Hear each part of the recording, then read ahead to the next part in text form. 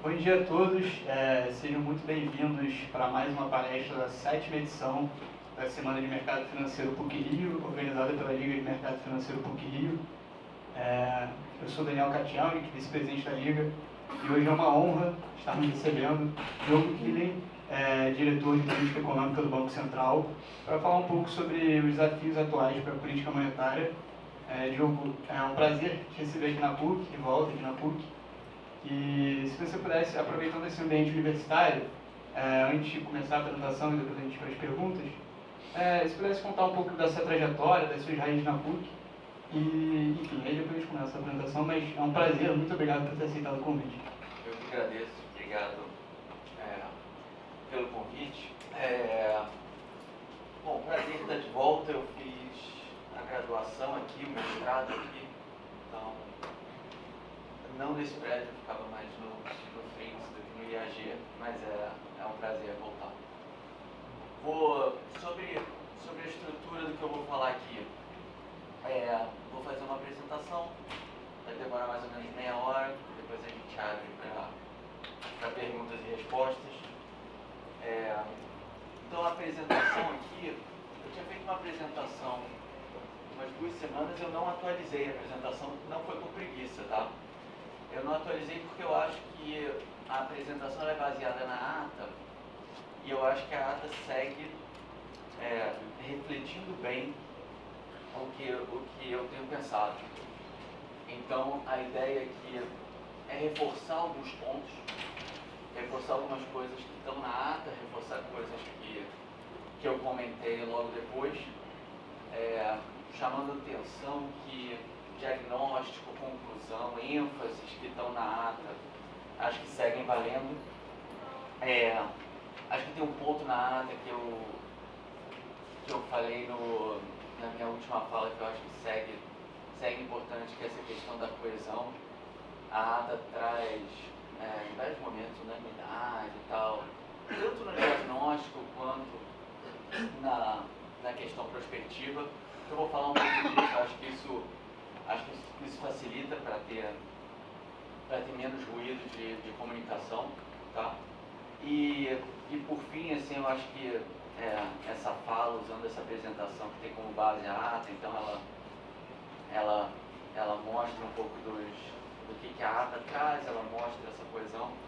E eu acho que também ela faz parte desse processo do ciclo de comunicação, que começou com um comunicado, deixando aberto, sem guidance, que foi o início do comunicado, e depois elaborado na ata, e que a gente, como em toda ata, você faz uma parte explicando como você está vendo o cenário, o que você acha do mercado de trabalho, o que você acha de inflação, o que você acha de expectativas, o que você acha do cenário externo, tudo isso. E depois vem, complementarmente, digamos, os discursos. E aí cada um vai falando um pouco, como está vendo, observando que tem um diagnóstico comum, e eu acho que tem muita semelhança entre tudo que tem sido falado. Então acho que a minha fala é muito semelhante ao que eu já fiz, tá? A que eu já falei, e também semelhante ao que eu ouvi dos outros membros do Copom. Claro, cada um olha um pouco, enfatiza um pouco uma dimensão. Acho que essa é a beleza de você ter uma decisão do comitê. Eu sempre chamo a atenção de alguns diretores que olham muito a parte de crédito, que estão olhando muito a questão de bancos. Eu sou, pela formação, pela faculdade, eu olho muito a questão de projeção, de como é que estão os fundamentos da economia, o que determina a inflação, como é que está o IAR, como é que está a expectativa, como é que está a inflação corrente. Muito essa questão doméstica que eu sempre enfatizo, e eu acho que fica claro nas minhas apresentações, tá? Então vou começar um pouco falando da situação do cenário externo, depois eu vou para o cenário doméstico, a gente elabora o que foi a mensagem da última reunião, e aí entramos em perguntas e respostas, tá? Cenário externo, um dos temas que a gente elaborou foi sobre o ambiente externo, que a gente falou que estava adverso. E eu acho que um tema que é importante, que foi discutido, era essa questão da incerteza sobre a dinâmica de atividade de inflação em diversos países. E a gente discutiu muito isso, essa incerteza de qual vai ser o ritmo dessa desaceleração, qual vai ser o caminho dessa desinflação entre os países. Então aqui, o gráfico da esquerda é só o indicador de surpresa, mostrando que alguns estão com um crescimento mais forte do que esperado e outros... Consegue só, acho que falar um pouco mais falar mais perto do microfone. O indicador de surpresa de crescimento positivo para alguns países, negativo para outros. E um outro ponto que chama a atenção no pós-pandemia é que você teve um choque global, todos os países foram correlacionados nesse período, a inflação sobe, todo mundo subiu os juros nesse período, e agora que a gente já está saindo desse choque global com diferentes respostas fiscais, diferentes respostas de mercado de trabalho, vai se tornando cada vez mais idiosincrático o ciclo de cada um. Porque cada um está num momento diferente do ciclo e você consegue ver isso na questão inflacionária. Deixa eu ver se eu pulei alguma coisa. Com relação a Estados Unidos, acho que a incerteza deixa de ser tanto sobre o ciclo em si de política monetária e mais sobre quais são os impactos. Então, quais são os impactos sobre a inflação, quais são os impactos sobre a atividade, você tem uma flexibilização na política monetária e, claro, a extensão desse ciclo. A extensão desse ciclo ao longo do ano, que era precificado, que era esperado, mudou muito. Assim, tem uma dificuldade de leitura do cenário, de quanto é necessário, como vai se dar esse ciclo de flexibilização. O único gráfico que é pós-reunião do Copom. Eita, caramba, fiz algumas coisas que eu apertei. O único gráfico que é pós-reunião do Copom é esse da direita, em que mostra a mudança de precificação ali quando teve o auge daquela questão, aquela segunda-feira, com o Ien, com tudo isso, que eu acho que teve um pouco de exageros no movimento depois do mercado de trabalho americano e da depreciação do Ien. Mas então, é mais essa discussão de qual é a extensão da flexibilização e qual é o impacto disso. Isso. Beleza. Continuando, mercado de trabalho. Acho que é um tema em vários países. Nos Estados Unidos tem payroll, ontem saiu uma revisão do payroll, como é que está rodando o mercado de trabalho nos Estados Unidos e, tal como aqui, a gente olha tanto a parte de quantidade quanto a parte de preço, a parte de salários. Então, quando você tem muita incerteza sobre qual é o real aperto do mercado de trabalho, você olha para a parte de salários. Será que os salários estão mais fortes ou não? Então, aqui é o gráfico nos Estados Unidos mostrando uma desaceleração do mercado de trabalho, uma desaceleração gradual, mas olhando para o cenário externo de modo mais geral, Estados Unidos, assim, PIB e tal, que você vê uma resiliência no consumo das famílias, que a gente vem enfatizando já, que são aquelas barrinhas verdes do gráfico da direita do consumo das famílias, muito puxado por excess savings durante a pandemia, até quando vão ser esses excess savings, o pessoal poupou, está acabando esse excess savings, é um debate grande se ainda tem ou não uma poupança acumulada e quando isso vai mudar. Do gráfico da esquerda são diferentes métricas de inflação PCI, cíclico, não cíclico para Estados Unidos, todos eles indicando aí essa desinflação que a gente vem discutindo. E aí, por fim, na ata, falando desse ambiente externo adverso, acho que o último ponto são essas condições financeiras que se mantêm apertadas. E interessante é que você, com essa menor sincronia dos ciclos de queda de juros, tem contribuído para a volatilidade de variáveis de mercado. E aqui é um gráfico super simples, um estudo super simples, em que a gente traça a correlação do juros 5 anos no Brasil com o juro 10 anos nos Estados Unidos. Isso rodava com uma correlação próxima de 1 ao longo de 2023 e 2024, quando você teve essa correlação muito forte entre os juros. E agora, no período mais recente, tem uma, digamos, uma desincronização. Você começa a ver movimentos que não são tão próximos uns dos outros entre as taxas de juros, corroborando um pouco essa visão aí da menor sincronia nos ciclos de queda de juros.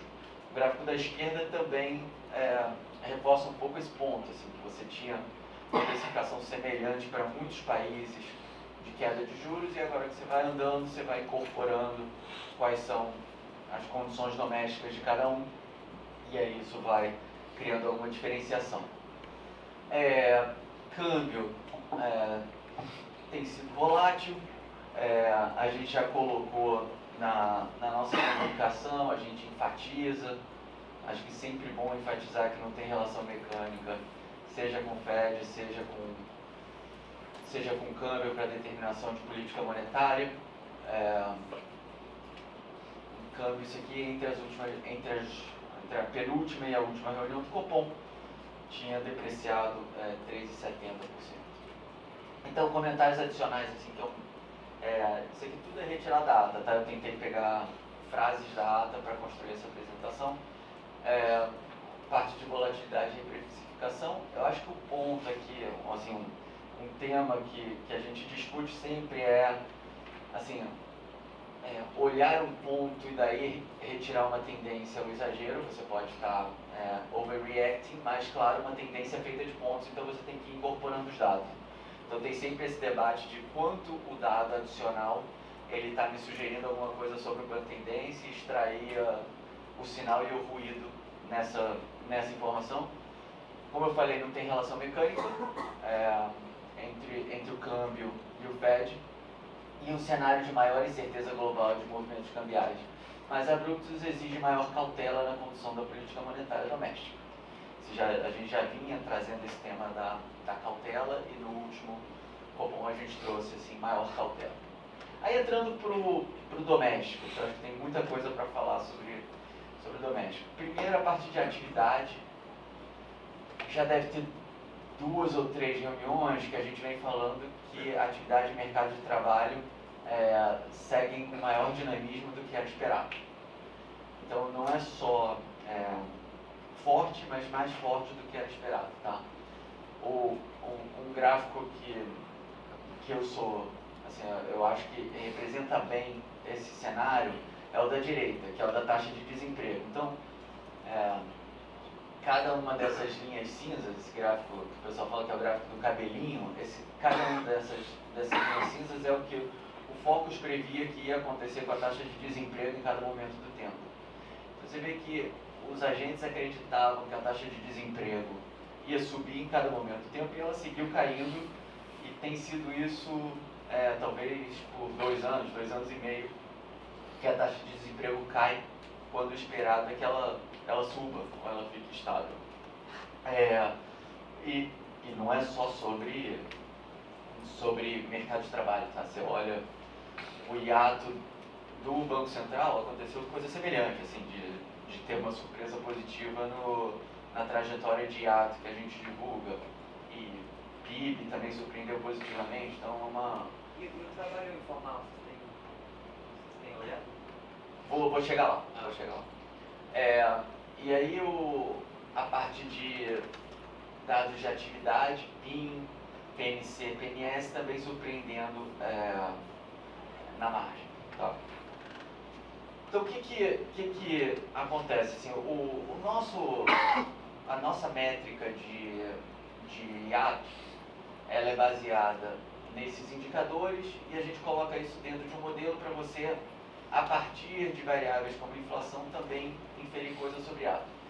E aí eu acho que ajuda a explicar o fato de que taxa de desocupação em queda, a capacidade instalada num nível alto, e o CAGED também rodando em níveis bem saudáveis, mostrando aí o que tem acontecido com o hiato ao longo do tempo, e que a gente tem refletido. No último relatório de inflação a gente trouxe uma revisão do hiato, discutiu várias métricas de hiato, que foi essa tabela que a gente apresentou no relatório de inflação, em que a gente faz vários métodos de cômputo do hiato e tenta falar, poxa, o que está acontecendo na ponta? E aí tem hiatos univariados, hiatos multivariados, qual a média, qual a mediana, como a gente se compara, assim, a gente procurou ser um pouco mais transparente sobre métricas diferentes que a gente está olhando.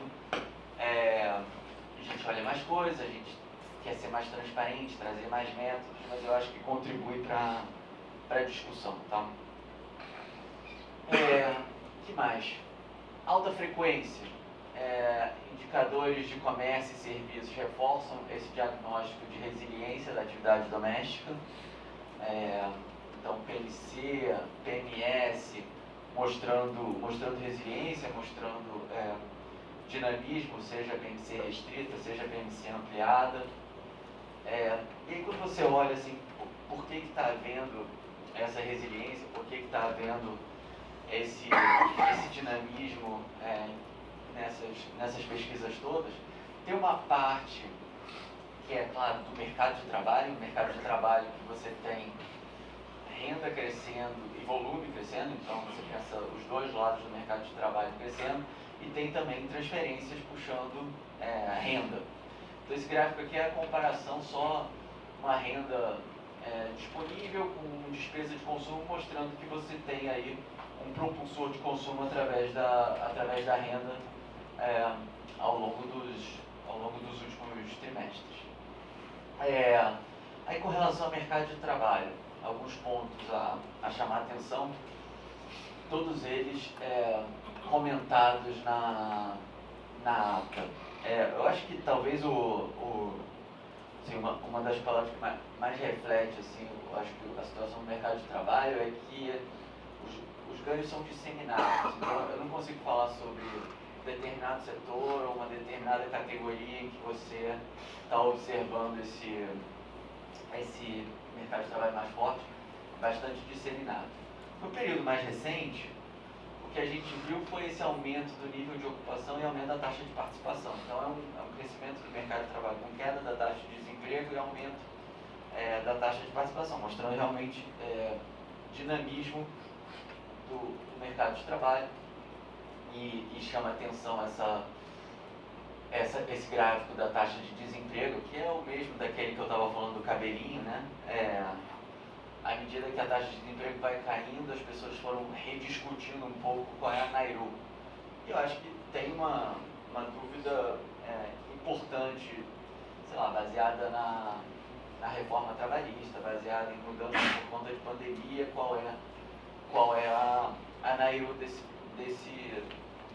atual. Mas aí quando você, um pouco da nossa história ao longo do segundo semestre do ano passado, a gente observava essa queda de desemprego, mas diante de uma incerteza tão grande sobre qual é o aperto do mercado de trabalho, a gente dizia assim, bom, deixa eu ver o que acontece com os salários. Os salários vão acabar refletindo qual é o aperto. E aí eu acho que o que a gente observou ao longo desses últimos 3 trimestres, talvez, é um mercado de trabalho que manteve ou subiu um pouquinho o rendimento nominal e com desinflação, então com ganhos reais. Então são ganhos reais. Se você vai para a GED, sei lá, estamos falando de 1,5%, né? Se você vai para a PNAD, estamos falando de ganhos reais mais elevados, porque a PNAD está rodando próximo de 9%. Os ganhos nominais, mas eu acho que refletindo essa visão de mercado de trabalho que vem surpreendendo e que vem se mostrando dinâmico. E aí, por fim, na parte do cenário doméstico, na parte do fiscal, que na ata a gente comenta que acompanha quais são os desenvolvimentos recentes da política fiscal e como impactam a política monetária e os ativos financeiros. O jeito usual de você pensar como é que política fiscal bate na política monetária é pensar que é um impacto de demanda normal. Então vai puxar a inflação, vai puxar a atividade para cima. O que acontece quando você tem um país com dívida elevada é que você tem um impacto via condições financeiras. E esse impacto via condições financeiras é o gráfico da direita. O gráfico da esquerda é um daqueles da Valerie Ramey, só fazendo com algum multiplicador fiscal. O gráfico da direita é o que aconteceu com a curva de juros quando o governo anunciou revisão de meta de resultado primário, em que você tem os juros futuros se elevando. Quando você tem os juros futuros se elevando, isso é um aperto. Os dois levam a maior inflação, porque você vai ter um impacto via câmbio também, tudo, mas não necessariamente atividade, porque aí você tem de um lado o impacto via demanda e de outro você tem o impacto via condições financeiras. Então esse é um ponto sobre fiscal e monetário. E aí também na ata a gente fala um pouco sobre a percepção dos agentes, sobre o crescimento dos gastos públicos, sobre a sustentabilidade do arcabouço fiscal vigente, chamando a atenção que no penúltimo e antepenúltimos reuniões do Copom tinha havido uma deterioração sobre a evolução da situação fiscal, assim, por parte dos respondentes do QPC. Esse é o questionário pré-Copom, que a gente faz um questionário mais qualitativo uma semana antes da reunião do Copom, e aí a gente pede, qual a sua expectativa de inflação, mas a gente também pergunta como é que é o balanço de riscos, qual o risco você acha que é o mais relevante, esse tipo de coisa. 150 respondentes uma semana antes do Copom, isso aqui é retirado de lá. Então, mostrando aí essa deterioração nos dois ciclos anteriores e no último, mais neutra, esse balanço. Bom, com relação à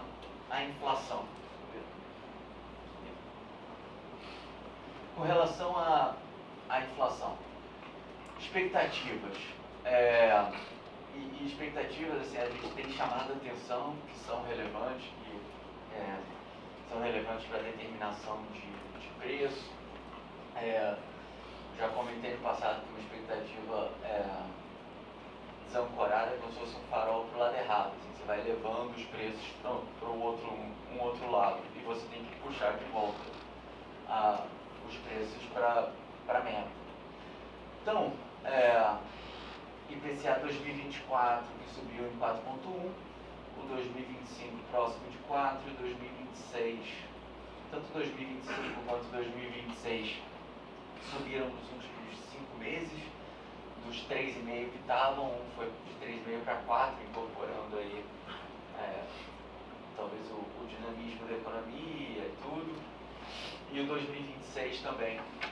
A gente já discutiu um pouco quais são as causas dessa desancoragem da expectativa, mas eu não gosto muito de me perder na discussão da causa, porque assim, qualquer que seja a causa, você tem que combater isso para conseguir levar a inflação para a meta. Então, eu acho que mais importante do que discutir a causa é o reconhecimento de que está desancorado, que causa desconforto, que isso tem que ser combatido.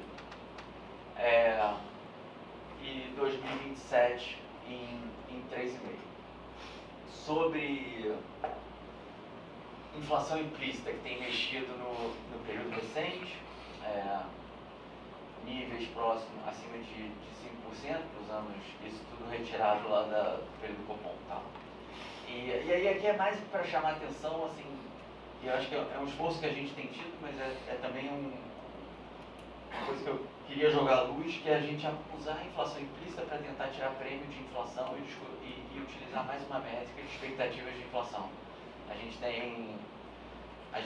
fez a Firmus agora, que é uma pesquisa de expectativa de inflação com empresa. Tem o Focus, que é uma referência para expectativa de inflação com não só inflação, né, ele é muito amplo no escopo, na frequência, com instituições financeiras, e também usar inflação implícita para retirada de expectativa. Bom, e aí, só para encerrar essa parte do cenário doméstico, falando das expectativas de inflação e taxa de câmbio, que a gente colocou, se não me engano, no comunicado, falando que se movimentos de expectativa se mostrarem persistentes, os impactos inflacionários podem ser relevantes. Acho que é esse espírito que eu já comentei, de que assim, não tem relação mecânica com o câmbio. O que a gente quer ver é como esse câmbio vai afetar a projeção, e aí é um regime de metas de inflação que a gente vai atuar. Mas eu acho que não é dizer um número de câmbio para determinar uma taxa de juros. Acho que não é esse o caminho. Crédito. Crédito acho que tem sido um tema de muito debate, inclusive dentro do comitê. Eu estava falando assim anteriormente, cada membro traz um pouco da sua expertise, discute um pouco mais, dá uma ênfase. Aqui é um tema que alguns membros trazem muita coisa sobre crédito, não só como está os dados, mas como está o guidance dos bancos, como está o apetite. A gente tem uma pesquisa que a gente passou a divulgar no fim do ano passado, que é a PTC, que é a pesquisa trimestral de crédito, que a gente pergunta às instituições financeiras como está oferta e demanda de crédito. É muito semelhante nos Estados Unidos a Senior Loan Officer Survey. A gente fez o equivalente aqui para o Brasil. Eu acho uma boa pesquisa para dar esse termômetro, para indicar como é que está, especialmente a oferta, que a gente acaba não capturando tão bem, mas a gente tem várias perguntas. Nos próximos 3 meses, você acha que as condições, nos próximos 3 meses, qual o apetite a risco? Bom, então, acho que ela sai amanhã, se não me engano. Então, já fica fazendo a propaganda aqui da pesquisa. Mas aí o que a gente tem observado na parte de concessões é que o ciclo de crédito segue benigno, com expansão em volume. Tinha uma discussão uns 3 meses atrás se haveria alguma desaceleração, quando você teve uma maior abertura nos juros longos. Acho que os guidance não refletem isso, segue o apetite da concessão de crédito, mas com taxas de juros mais elevadas. Está havendo um pass-through, e quando você tem a mudança de Selic, você tem um impacto sobre os juros finais. A gente fez um box no relatório de inflação de 2022, talvez, em que é o gráfico da direita, em que a gente fica meio que discutindo quanto tempo demora para passar uma mudança da Selic para o juro final. Tá? E qual é o tamanho do impacto, qual o repasse, aumenta o spread, essas coisas todas. E aí a gente vem acompanhando isso, assim, a partir desse estudo, falando, poxa, está tendo maior, menor impacto nas diferentes linhas? E eu acho que está conforme esperado. Assim, que quando você olha as coluninhas, assim, os mais escuros estão nos 3 meses, mostrando que realmente o repasse é rápido. E aí a gente tem uns números balizadores, assim, de quanto a gente acha que deveria bater em cada taxa. E aí um último ponto que a gente chamou a atenção na ata foi o mercado de capitais, que segue mais forte, parte de debêntures. E aí aqui você olha só as emissões primárias acumuladas, como 2024 está vindo mais forte, refletindo essas captações no mercado de capitais. Com relação, entrando assim na parte mais de inflação, na comunicação a gente trouxe esse tema de que ela está arrefecendo. Eu acho que desde dezembro de 22, talvez, 23, sei lá, 22, dezembro de 22, a gente começou a falar de uma inflação em 2 estágios. E em que o primeiro estágio ele ia ser, parecia que a desinflação ia ser fácil, porque você tem uma queda de bens industriais, uma queda de commodities, reduz a inflação cheia, o headline, isso aí puxa um pouco da inflação de serviços, e a gente falou disso, sobre essa contaminação. E você tem um segundo estágio, que é realmente olhar a inflação de serviços, olhar a inflação, como é que ela é puxada pela expectativa, pelo hiato, os determinantes de médio prazo. E aí a gente está nesse processo, nesse segundo estágio, em que você tem um arrefecimento, você vê como muda a derivada aí da inflação, e ela fica mais próxima dos núcleos ali entre 3,5 e 4, e a inflação 4 e pouco. E aí quando você abre, eu acho que esse foi um tema durante muito tempo, a inflação de bens industriais e alimentação contribuiu muito para a desinflação. Mais volátil, mais ligado ao externo, menos ligado ao hiato, etc. Tudo isso vale. Mas que no período mais recente ela deixa de contribuir para essa desinflação mais geral. Passa a ser um cenário muito mais pautado pelos determinantes usuais da economia e inflação de serviços. Tá? E aí na inflação de serviços a gente tem feito como a gente tem chamado a atenção da inflação de serviços no período mais recente, a gente tem apresentado vários estudos sobre o que a gente olha. Como é que a gente corta a inflação de serviços, o que a gente gosta de olhar para deixar todo mundo na mesma página. Aqui é um pouco isso, assim. A gente olha o percentil 55, a gente olha médias aparadas, a gente olha o subjacente, que tira um pouco de uma volatilidade excessiva, tira passagem aérea, que não é tão relacionado com determinação de política monetária e tem mexido bastante. Então é um pouco referência para ajudar a pensar o que a gente tem olhado. Tá? E aí a gente trouxe nos últimas 2 reuniões as projeções de inflação, tanto do cenário de referência quanto do cenário alternativo. E esse cenário alternativo é de taxa Selic constante ao longo do horizonte relevante. Com o cenário de referência 6 trimestres à frente em 3,4, o cenário alternativo em 3,2 no 6 trimestres à frente. Ambos acima da meta, que a meta é de 3%, meta contínua, que foi o novo decreto estabelecido. Então, comentários finais aqui de inflação. Debateu-se o papel da dinâmica do mercado de trabalho e das expectativas para a determinação da inflação de serviços. O processo desinflacionário arrefeceu, que foi um pouco do que eu falei aí de bens industriais, de alimentação deixando de contribuir tanto.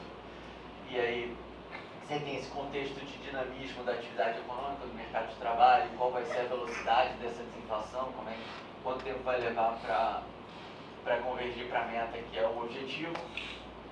Um cenário prospectivo que se tornou mais desafiador com o aumento das projeções de inflação. Eu acho que esse é um tema que aparece bastante na ata, que é esse cenário mais desafiador. A gente fala várias vezes sobre esse tema.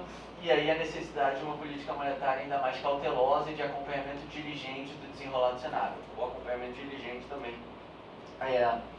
Tanto a cautela quanto o acompanhamento diligente, eles aparecem bastante, que é essa visão de que você tem que ser cauteloso diante desse cenário mais desafiador e de que tem que ser data dependent para ir aprendendo com os dados que estão saindo. Tá?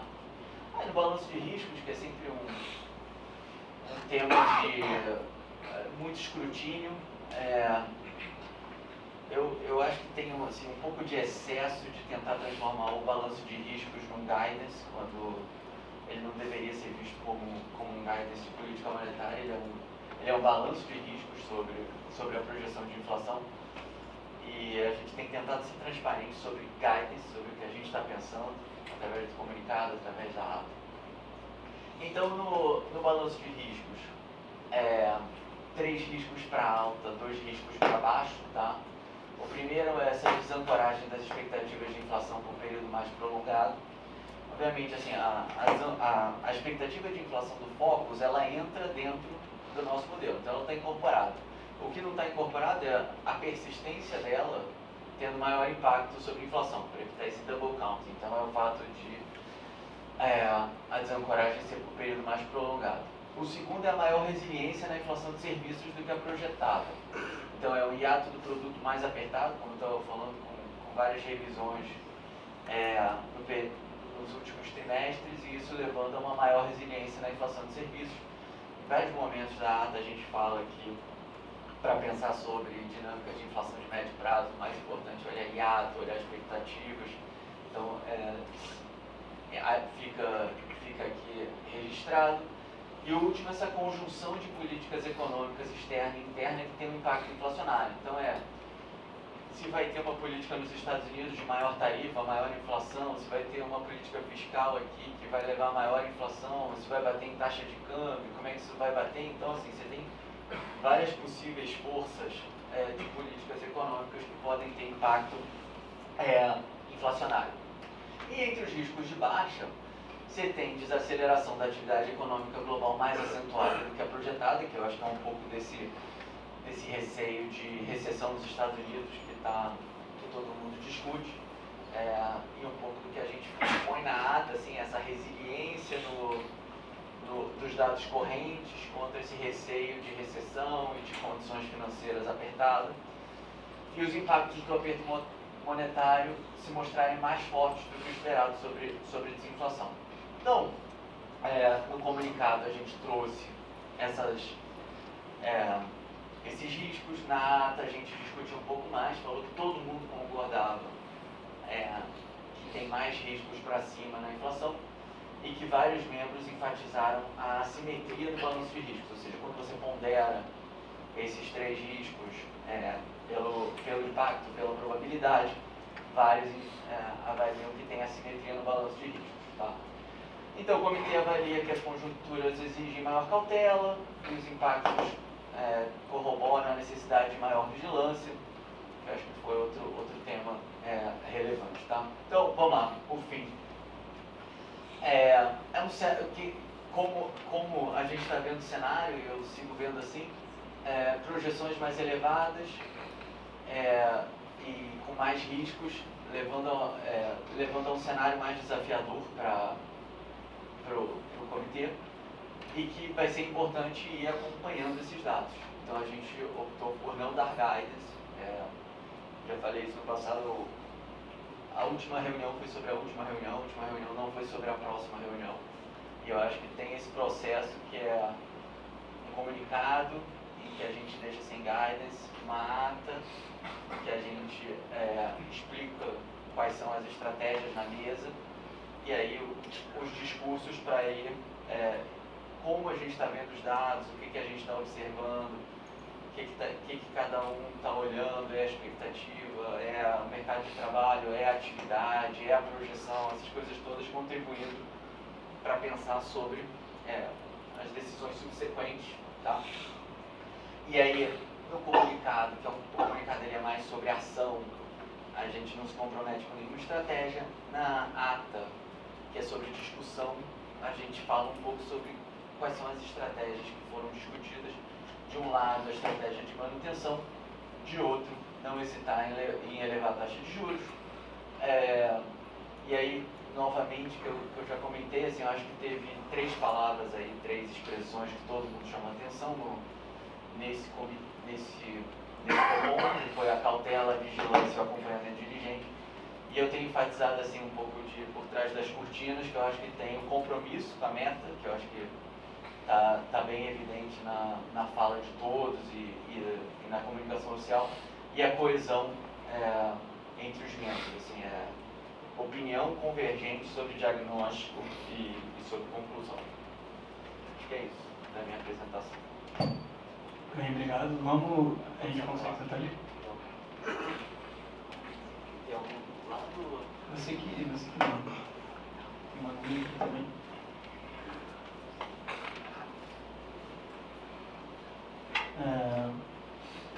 Enfim, a gente tenta ser sucinto nas perguntas, eu vou filtrar aqui e para também não te atrapalhar em relação ao horário. Mas eu acho que vamos começar do cenário externo um pouco. Você citou tanto no cenário de riscos quanto quando você destrinchou o cenário externo, falou do payroll. A gente na última divulgação do payroll, a gente, que foi bastante abaixo, os temores de recessão voltaram, principalmente numa semana específica, e também ontem, como você mencionou, teve a revisão, se eu não me engano, a revisão anual foi a maior desde 2008, do payroll. Eu queria saber como você e como tem sido discutido no comitê, de atribuição de probabilidade para cada cenário, para o cenário de recessão, para o cenário de desaceleração mais moderada, e também, assim, não só a atribuição de probabilidade, mas como, na visão de vocês destrincham o que cada cenário pode levar de cenário tanto para a inflação quanto para a política monetária. Vamos lá.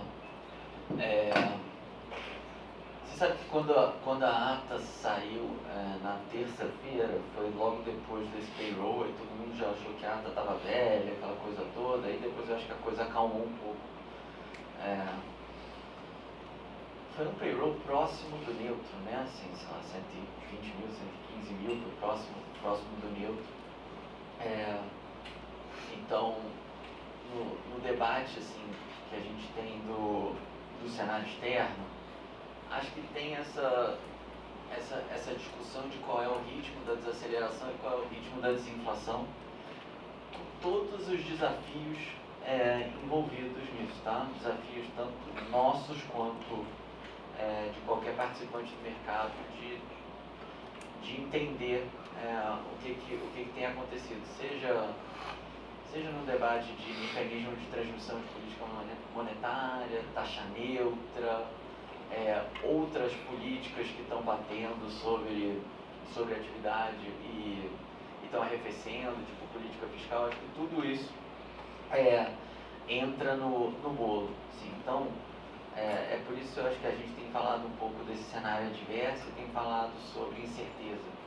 A incerteza na conjuntura de atividade, de inflação, mas chamando a atenção da resiliência, tá? Da resiliência do consumo das famílias, de um processo gradual de desaceleração do mercado de trabalho. Acho que tem sido mais esse o nosso espírito, e aí tentando pensar quais vão ser os impactos do ciclo de flexibilização nos Estados Unidos.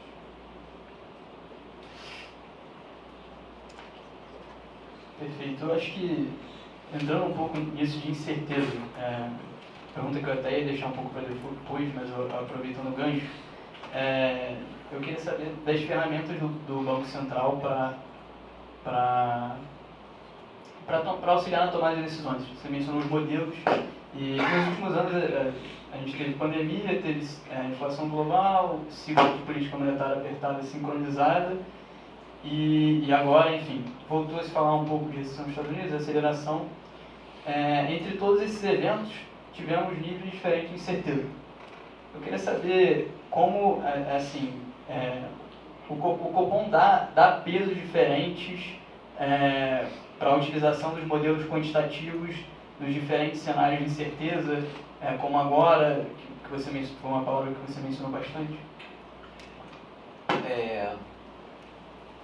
Olha, tem uns 2 anos que a gente introduziu, por exemplo, um termo que todo mundo presta atenção, que é o tal do ao redor da meta. E a gente trouxe esse ao redor da meta justamente porque tinha muita incerteza. Era essa a visão. Desde então, assim, a gente vem pensando assim, poxa, mas a incerteza, é aquela coisa que você diz assim, a incerteza está elevada, mas também ela não diminui, né? Então, a gente se mantém num cenário de muita incerteza. E o cenário de muita incerteza, eu acho que ele vem tanto do externo quanto do doméstico. Porque do lado doméstico também, tem muitas coisas que geram, uma dificuldade de entendimento, como eu estava falando, assim, por exemplo, aquele gráfico da taxa de desemprego, o desemprego caindo quando todo mundo acha que está subindo. O que explica aquilo? Assim, e uma vez que houve tanto erro para trás, o que significa para frente a nossa projeção? Com relação à nossa modelagem, aos instrumentos para tratar dessa incerteza,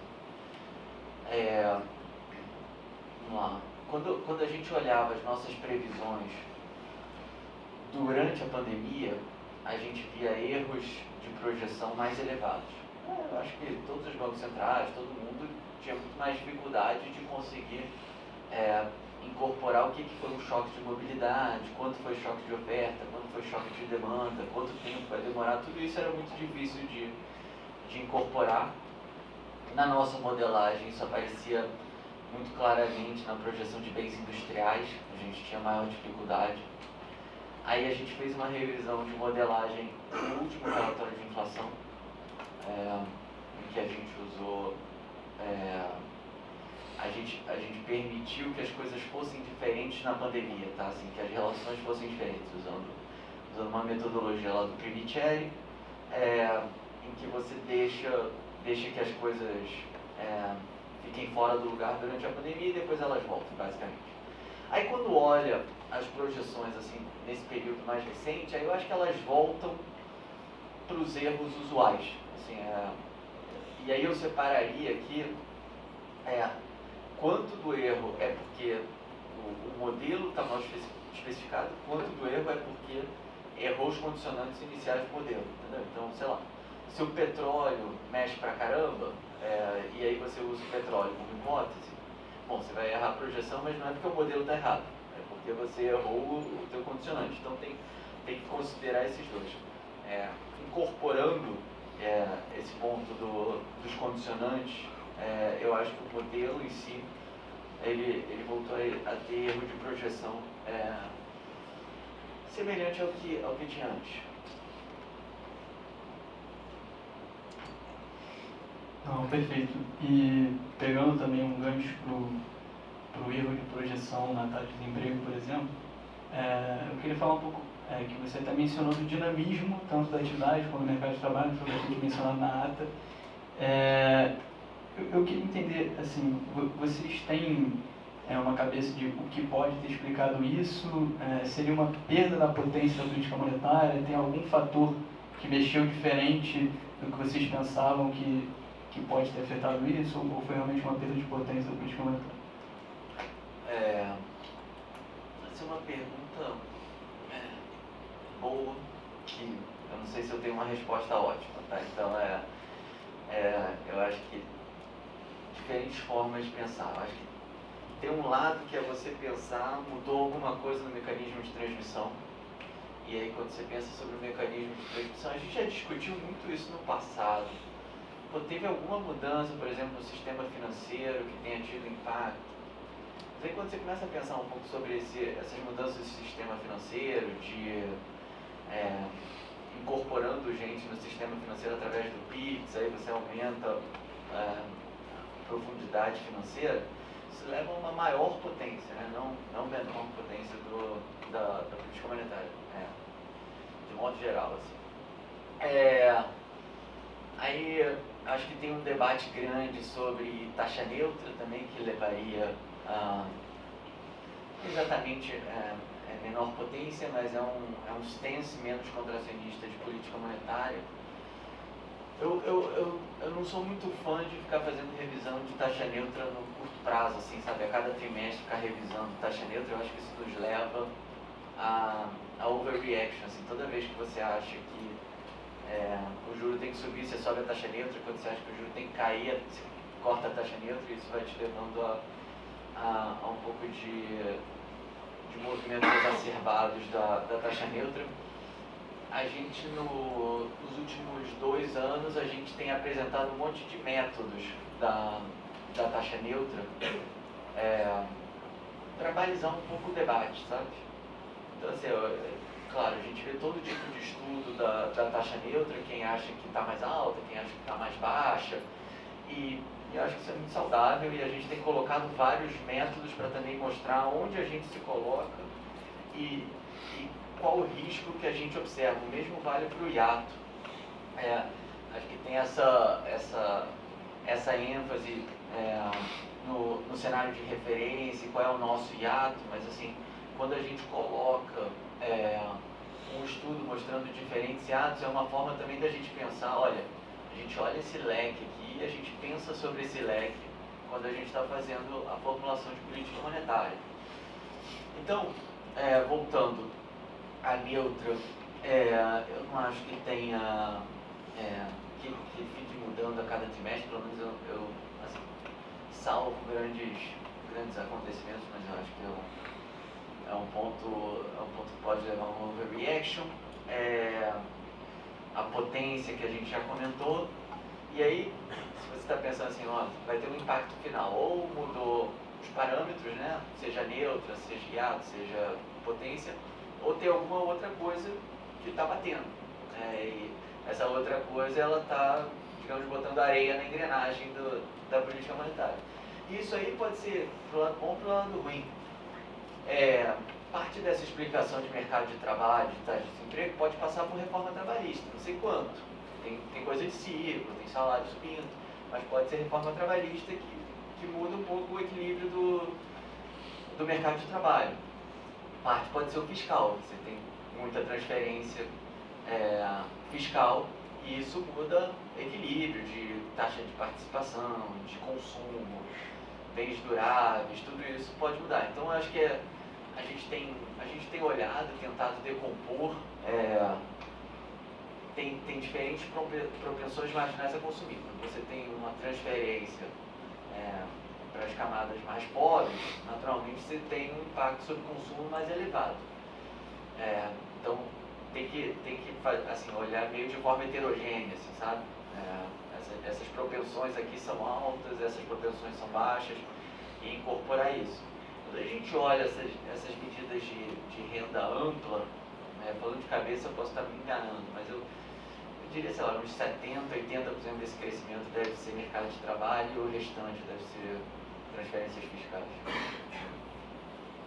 Agora falando um pouco da inflação mesmo, o último IPCA saiu depois da ata, se eu não me engano, pelo menos depois do Copom, e teve principalmente a parte de serviços subjacentes lá, e naquela medida de tendência, média móvel de 3 meses com ajuste sazonal, bastante alto, alcançou um patamar alto.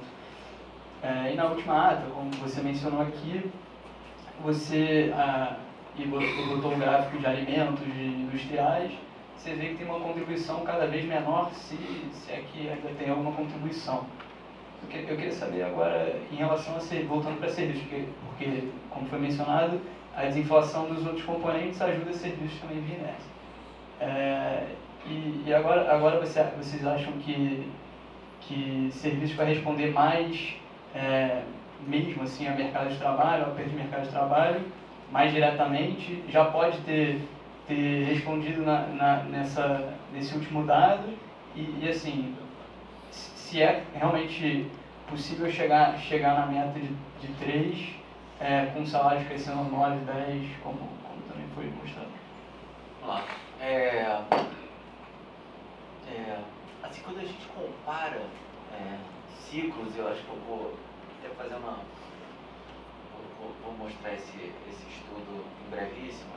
Quando você compara esses ciclos de queda de juros no Brasil,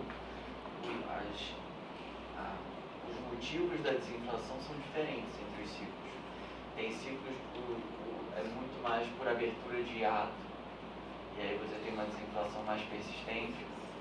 Tem outros que você vem de um choque de alimentos, ou um choque de bens industriais, e aí isso contribui para a inflação de serviços. Então, mesmo observando a inflação de serviços caindo durante um processo de queda de juros, pode ser por razões bem diferentes, tá?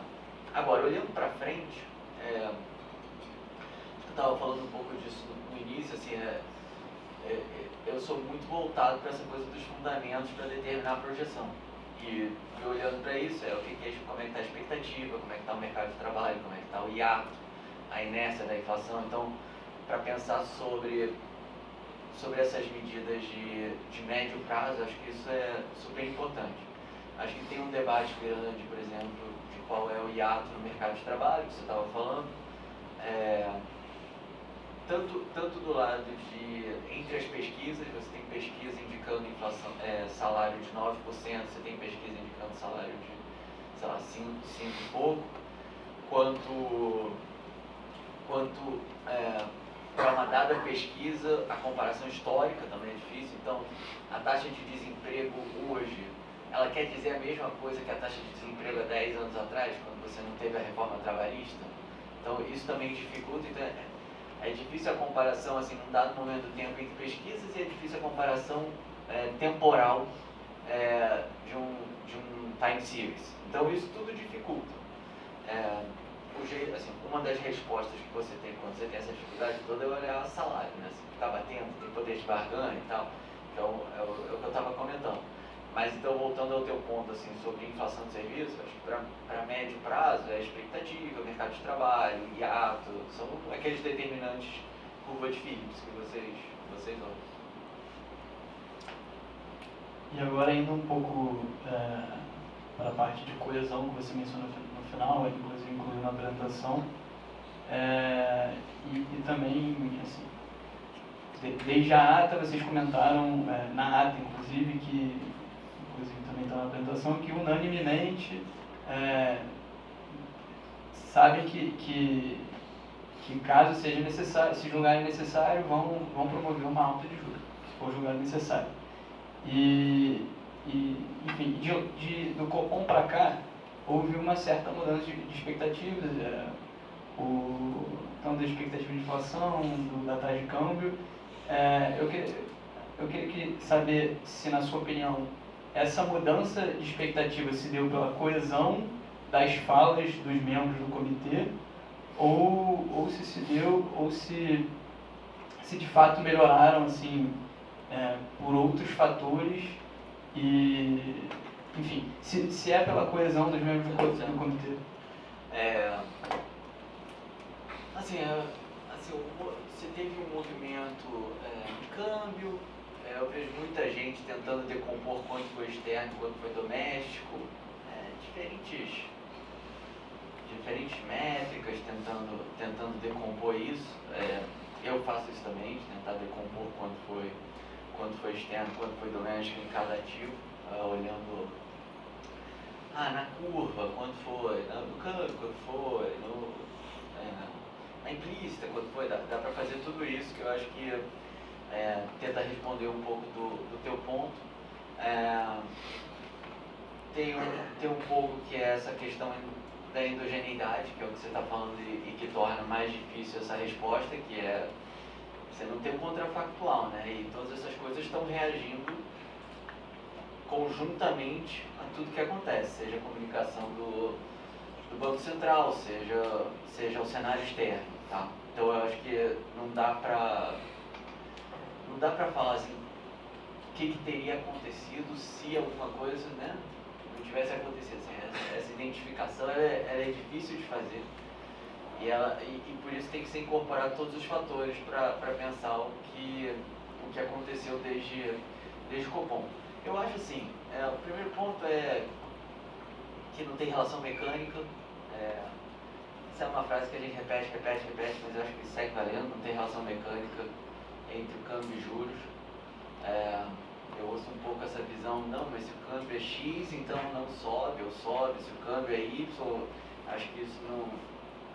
O regime de metas, ele não é assim, né? O regime de metas, ele não é um regime de determinação de câmbio.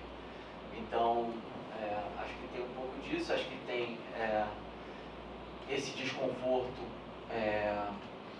com a desancoragem, que a gente já colocou em algumas atas passadas, e aí eu trocaria a tua pergunta, assim, que você está vendo por que essas coisas estão acontecendo, e o meu ponto é assim, não olha tanto por que as coisas estão acontecendo, mas olha o que tem que fazer para as coisas acontecerem. E acho que só uma última pergunta rápida, eu acho que fazer um balanço de tudo. Comentando sobre o balanço de riscos, assim, na sua visão, como você vê o balanço de riscos e, enfim, se melhorou, se vai ter que realmente subir, não vai ter que subir, se vai depender muito, eu queria entender um pouco mais que você está pensando no agrupado de todos os fatores. Eu estou muito confortável com a comunicação da ata, que reflete essa visão aí consensual de mais riscos para alta, de vários, falando que está assimétrico. Eu acho mais assim, o excesso de ênfase no balanço como um instrumento de guidance. Isso que me causa um pouco mais de desconforto, assim. Acho que não deveria ser lido assim. Acho que deveria ser lido como um instrumento de você aprender sobre como os membros estão pensando sobre a dinâmica inflacionária. Obviamente, quando você começa a pensar sobre dinâmica inflacionária, isso vai te levar a uma certa condução de juros. Mas eu acho que ele não é um guidance evidente. Os guidance a gente coloca no comunicado, coloca na ata, a gente discute. Não, perfeito. Primeiramente, assim, Acho que queria agradecer bastante por ter aceitado o convite e também para todo mundo da sua secretaria que realmente ajudou a fazer isso possível. Acho que é um prazer a gente receber uma figura tão importante para o contexto macroeconômico brasileiro e que ainda tem raízes aqui na PUC. É um prazer assim, pessoal, em nome da Liga, e realmente muito obrigado por estar com a gente hoje, poder ajudar um pouco e também esclarecer um pouco das nossas dúvidas. Eu que agradeço, ainda mais um prazer vindo aqui, voltando aqui. Obrigado, gente.